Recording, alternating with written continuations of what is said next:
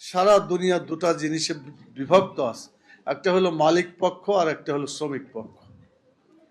মালিকের গায়ে শক্তি আছে, টাকা আছে, জোর আছে।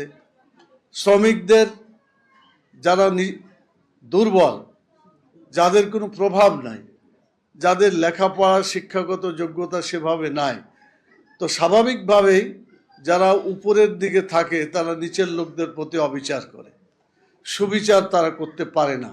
আল্লাহ তাআলা এই দুটা পক্ষের মধ্যেও যদি ঝগড়া বিবাদ বাঁধে, স্বার্থের দ্বন্দ্ব যদি বাঁধে, তাহলে আল্লাহ তাআলা বলছেন যে আলাপ আলোচনার মাধ্যমে তোমরা সমস্যার সমাধান করো। আমি বিশ্বাস করি বাংলাদেশে মালিক পক্ষ এবং শ্রমিক পক্ষ আলাপ আলোচনার ভিত্তিতে সম্মানজনক সমাধান যদি করে, তাহলে বাংলাদেশের এতদিনের সকল সমস্যার সমাধান হতে পারে।